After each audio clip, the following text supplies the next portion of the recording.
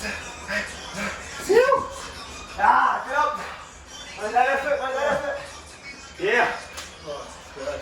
Yeah, boy.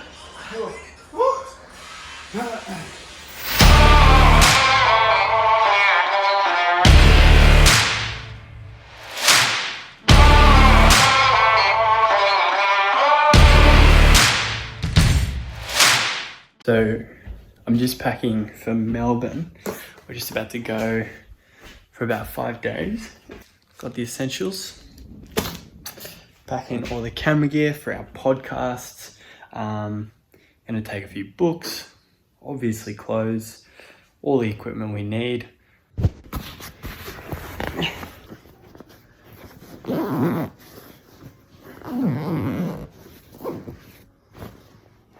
We're on our way to Newcastle Airport. It is 4 a.m.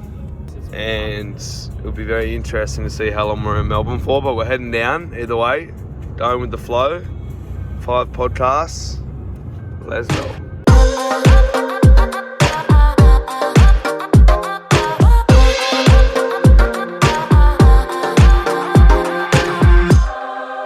Arnold's got cancelled, so now it's time to dive into some work, some planning, get some clarity, make shit happen, do some podcasts, 5 podcasts lined up. Here we go.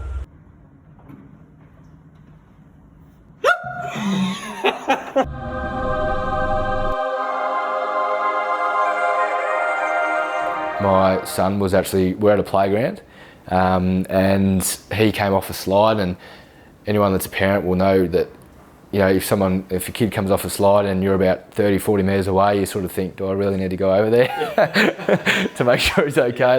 It looked okay, I think he might be all right. But what he did, he came off, it didn't look too bad, he came off, and he looked over to me and actually threw up a Shaka. Yeah. And I threw up a Shaka as well. And he did that, I'm like, wow, we just communicated really well, through that.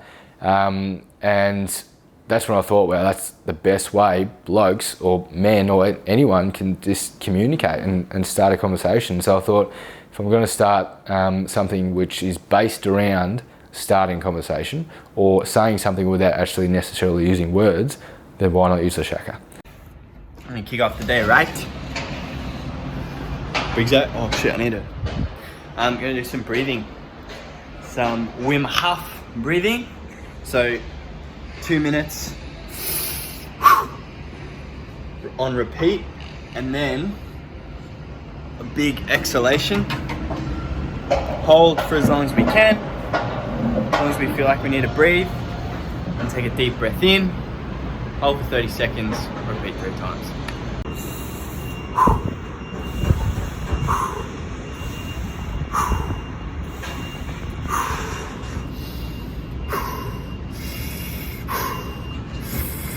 We're doing round 2 lying down. Jared's decided to join in. Hello. He's FOMO. He's got FOMO.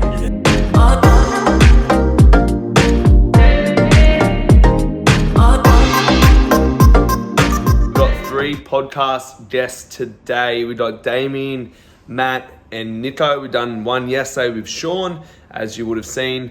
And now we have Damien coming up in about 45 minutes. Incredible story. Just recently finished off, I think, 270 Ks of running in memory of his dad. And then we move into Matt later in the day.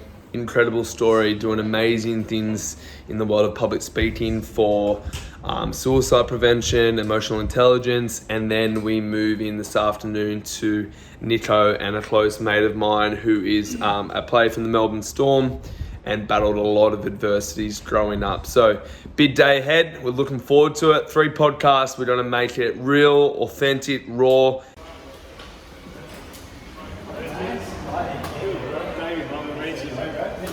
Damien, lovely to meet you. Damien, How are you, nice bro? to meet you, mate. Jared. Lovely to meet you. Going all right? Yeah, done all right. And I don't meditate. I'm not a meditator. I can't sit there for long periods of time and meditate, but I'll meditate through my running. I meditate through, while I'm training. Like, that's my form of meditation. Is like, like I said before, there'd be points where I could just wake up and been running for an hour, but that was my meditation. Yeah. But I learned that through my training. I learned that through doing all the breathing stuff, through the techniques and things like that I learned to be able to zone in during my running. So we just finished with Damien, and that dude, yeah, he's gonna be definitely someone to watch. But there was a lot of things that he said that really stuck with me in that. So I'm super excited to bring that out. I'm gonna go grab some food and digest and write everything down in preparation for putting the podcast together. But yeah, that was a brilliant one.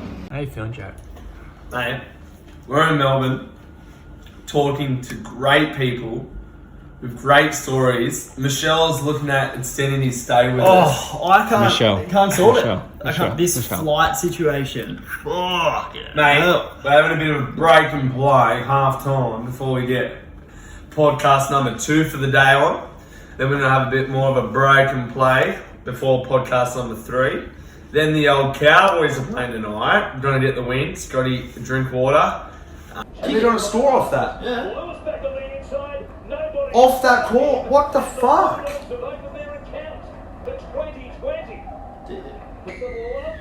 Cowboys are just shit. That's all. Yeah.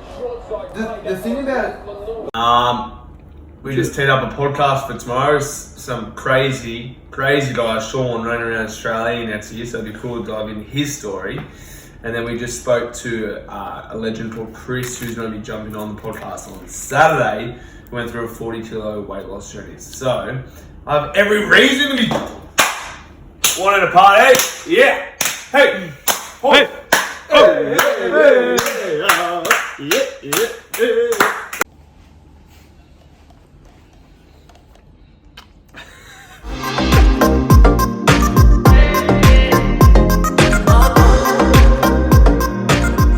A lot of plumbing did the damage to me when I stepped out in the real world. Like, I was an energetic, bubbly, cocky. Everything that I picked up I was good at.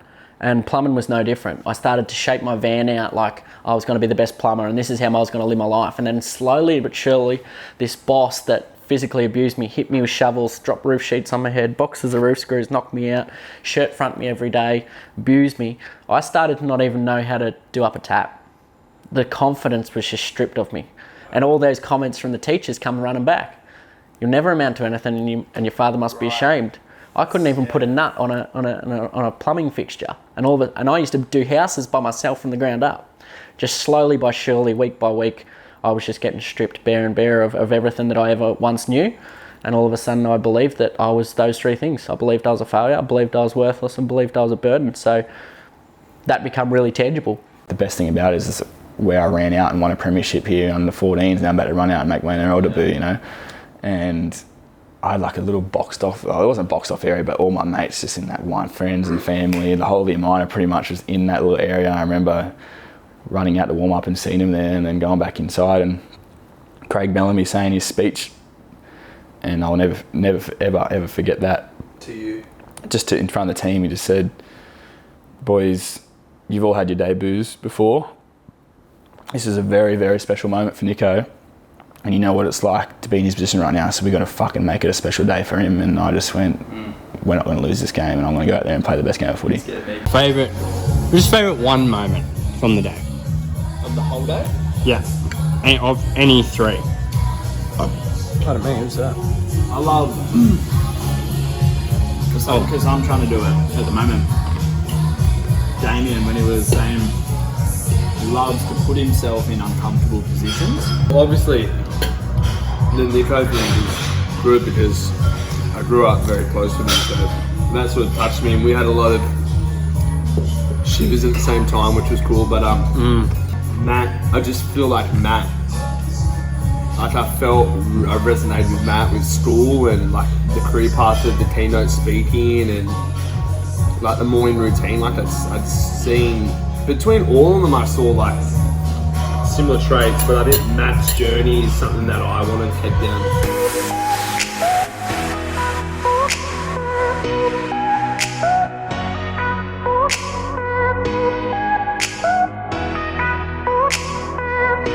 We're pretty good, run cup.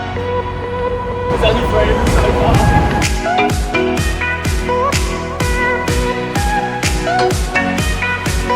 It's okay. Good.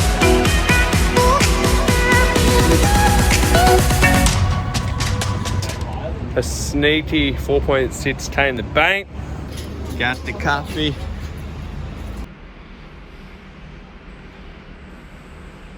A much better relationship now with my dad, but my dad's struggled with alcoholism his whole life. So for me, that was a really, really hard thing to grow up with, because I knew that he loved me, loved my brothers, loved all of us, but that's just his journey that he's on, and he's had a lot of pain within his life. And as I've got older and heard more stories and some of the things that he's had to go through, you know, it's understanding from a different perspective. And I think when you get to that point in your life where you can just love someone with no judgment, it's really special. And as I grew older, I started to realise that actually this is a gift, and I love my dad so much, and he's taught me, you know, one side, and now I want to be the healthiest and most inspirational person that I can to others. I think there's work. I think the people who achieve any sort of success just worked harder, and they maybe had the right map. Yeah, that's the other side. They looked at things the right way. You know, because you got the wrong map, you know, and you're in a certain place and you've got the wrong map. You can think positively, you can work harder, faster and all that, but you got the wrong map. So you're never going to get to your location or your destination. Yeah. But when you've got the right map and the right kind of, you know, sort of frame set to work with, the right tools, you can just work. And when you work, you know, that's when I guess the magic happens. You know, it's like... Something that took me a while when I left was like, you lose your title. Like, what am I now? Like, what am I? Like, you sort of sit there and you go, you lost a little bit. And then it sort of took me through writing the book to realise, you know, I'm Dennis the mate. I'm Dennis the work colleague. I'm Dennis the husband. I'm Dennis the son. I'm Dennis the nephew. You know, all of these things. And you sort of lose sight that there's so much more than just the title that's on your business card.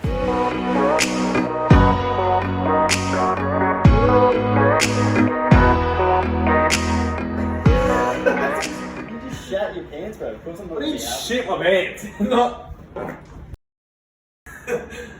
Why is this flight? And you know what? The one key lesson I took out of that one was talking about. Why are they trying to make you go click on the flight, right? Then they're like, you want baggage, you want extras, you want to pick your seat. They put you through this. Are you serious, bro? It came back in about 20 minutes for $24. I had no nuts. Andrew, stop. Don't shit yourself. We are done. Jared's wing for the 48th, 100th time. We're out of here, Melbourne. It's been fun. Melbourne. We had a great time. Oh, sorry. We've got our flight now, and We're flying out. I'm gonna be comfy. Fucking, oh wow. No, wow. What's wrong? Jared, is that seriously a carry-on bag?